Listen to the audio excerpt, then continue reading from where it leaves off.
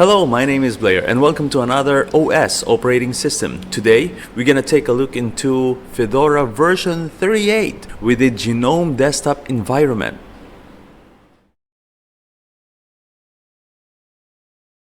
So we're gonna take a look into Fedora website. We go to the getfedora.org. As you can see, it already released the version 38. We're gonna take a look into the Gnome desktop environment. So last time I already did let you show you the Cinnamon edition. Now it's for the Gnome desktop environment, which is their flagship desktop environment. So let's download this one, the ISO. So as you can see, it's already downloading. So let's wait. So why is it important to have a free and open source desktop environment or operating system? It's actually simple. It has freedom to use and freedom to choose and freedom to use whatever you want. So that is why we have this free and open source operating system like the Linux, like BSD. But I'm focusing only in Linux. It has a greater percentage of users in the world today. And most of our internet, our hub, our projectors, even our printers, and touch screen mouse, and like this one, the mouse that I have, is actually all Linux. It's based on Linux. That's why you don't need a driver to install it when you use it. And at the same time, it is based in open source software. So that is why most of your projectors, your printers, your mouse, your touchscreen gestures, your touchscreen mouse that you have, your sensors, and even your internet hub, you don't need a installer if you're using Linux. But if you're using Windows, that is why you need a driver. So that is why Linux is the most secure, and should I say it is the most reliable operating system, because it is based on the community, not by a corporation. When it is based in corporation, sometimes they leak your information. They leak the search that you have for your research, or sometimes spying on you what you are trying to search on. Like if you are looking for something like a chocolate online, so that is why they are trying to advertise you. That is why I use Linux compared to Windows, even though I have some Windows on my system. This is just for comparison nowadays.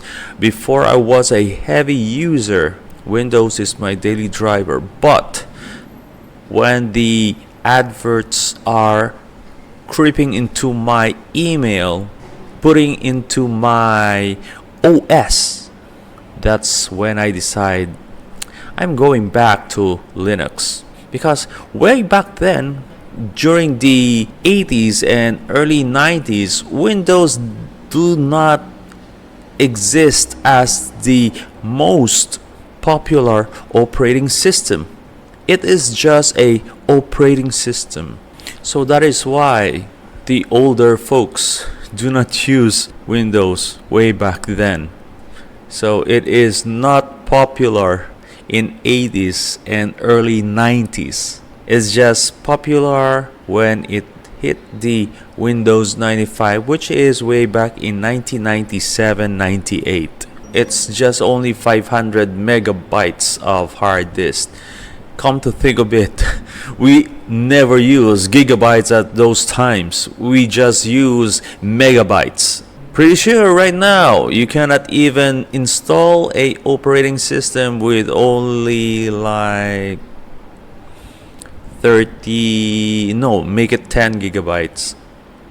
So that's a long way. But in Linux, you can still install only 10 gigabytes hard disk drive with Linux. Existing, current right now, it's current Linux operating system. You can still install it. But Windows, they will say your system is not compatible. Yep. That's what I had last time.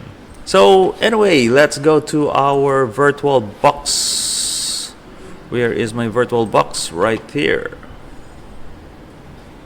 So let's go to our Linux right here. I'll just gonna use this one. So let's open. Let's add the where is my Fedora 38 workstation? Let's choose this one and run. So Linux is one of the best operating system as current world as we know it, because it is secure. So this is the Fedora desktop environment, the Gnome desktop environment. So let's try to not install yet first, because I need to change the display settings. It's too big. It's 800 by 600. Let's go to 800 to 180. Okay, there you have it, 180. Okay, so this is the desktop environment. Oh wait, why is it? It's 12. Okay, let me change this one first.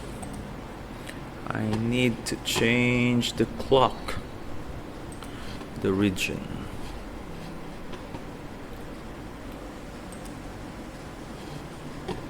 Oh, I'm based in New York.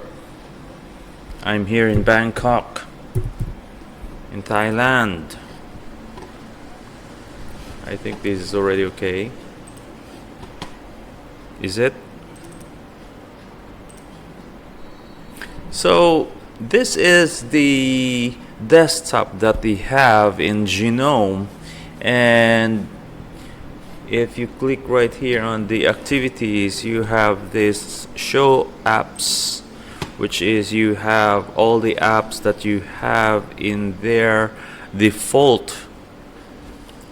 And of course, they only have the contacts, weather, clock, the Gnome maps, the LibreOffice Calc, the LibreOffice Impress, the LibreOffice Writer, and calculator, video player, boxes, the Gnome boxes, or their virtual machine. They have also the terminal, system monitor settings, scan documents, or document scanner, which is, of course, it is a Linux operating system. If you're using scanner or printer and actually just put the USB, you don't have to install drivers, except if there is some proprietary software that you have to install it, and the company has all the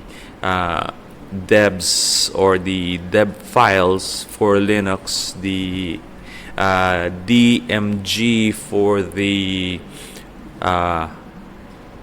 ISO or the Apple computers, and XC or MSI for the Windows or the Microsoft installer. That's why MSI.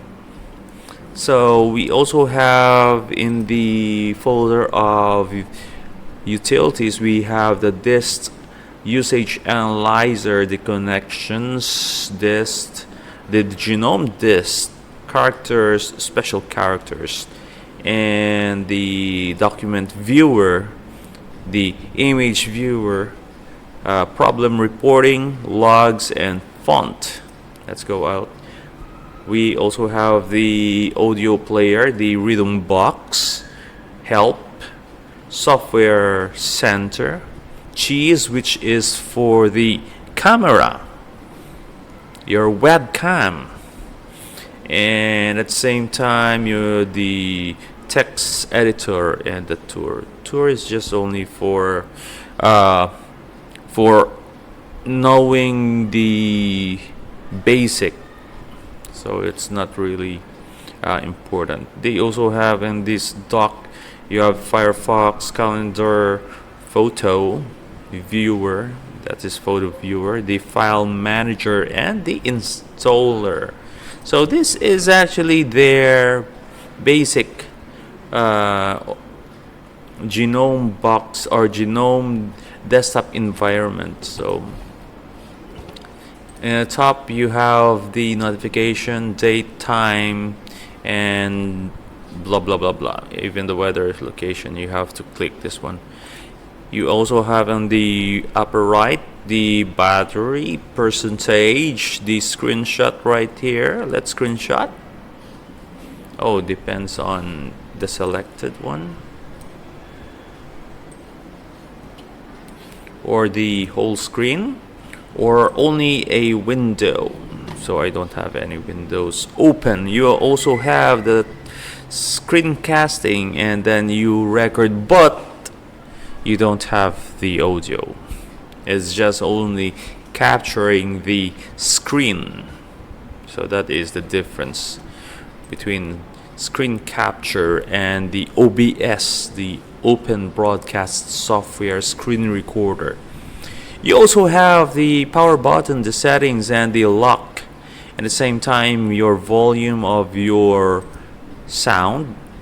You have the amplified and the amplified, wired internet. If you are using the Wi-Fi, you could also connect to that one. Power mode, balance, or power saver. I'm going to have the power balance. The night light, what time is your night light? You can turn it on, turn off. The dark style or the dark mode. Yes, that is the dark mode. The light mode, I like the dark mode. It's kind of like not hurting my eyes. It's too much, not too much in glaring my eye glasses, right? So what do we have? As you can see, we only have 2 windows right here. It's just okay. So how many resources? So many? No, not too much. So it consumed, I gave this only for how many? Only 1 CPU. So if you have only 1 core of CPU, you are good already with Linux. But if you're using Windows, you need to have multiple cores or multiple CPU core. So I only gave only 1.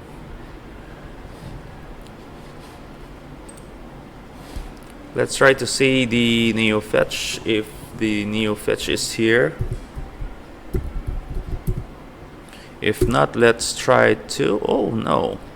So sudo dnf install NeoFetch.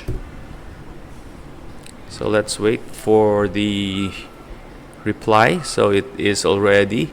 So I'm using the DNF instead of apt because DNF or for the Fedora. So they're using the DNF while the Ubuntu using the apt. So that is and at the same time for the Arch we have the Pacman. So it is installing right now. So as you can see, the 1 CPU, it's just only like 100 and then drop because I only have single core right here. I just put 1 single core, so it's just like reaching maximum. So yep. it's okay. So install, yes, I'm installing that for our new fetch. And the swap memory or the virtual memory that I have is only 8.3, while the physical memory that I have is 8.3 at the same time. So I still have like double the virtual memory or the swap memory, while the internet is just only small. Just just to let you know, right now I'm clicking so as you can see, the NeoFetch is showing us the OS is Fedora 38 version, the workstation edition. It is hosted in the VirtualBox 1.2. The kernel is already 6.2.9, so it is a little bit higher. This is the cutting edge kernel compared to the previous one. We only have like 5.19. I could not remember the Fedora 37. I think it is kernel 5.15 or ish or something. The packages, the RPMs, only have 1872, while the bash scripts shell is version 5.2.15, so it's a little bit like higher on the bleeding edge. The resolution is still not yet, because I'm still using in the VirtualBox. It doesn't register the resolution, the correct resolutions. The desktop environment is Gnome 44, which is okay. It's a little bit higher. So what is the important right here? We have the CPU 11th generation i5, only one core, with the GPU SVGA, and the memory I only gave it just 8 gigabytes. So anyway, if you are interested to check out the Fedora 38, is already available, and I think Fedora is a little bit for the much advanced users in Linux. I could recommend to use this one, but I think you need to have a greater knowledge in using Fedora compared to the Ubuntu. Ubuntu is very easy. That's why it is one of the easiest operating system in Linux compared to Fedora. So that is my conclusion. For now, this is it for now. I think it is okay if you are advanced user. If not, stick to Ubuntu or KDE or Cinnamon or something, as long as it is popular. But if you are advanced a little bit, try to check this one out, Fedora 38. I am Blair for operating system Fedora 38 with the Gnome desktop environment. Saying bye for now, and see you in the next episode. And remember that science means knowing, because science is cool. Ciao.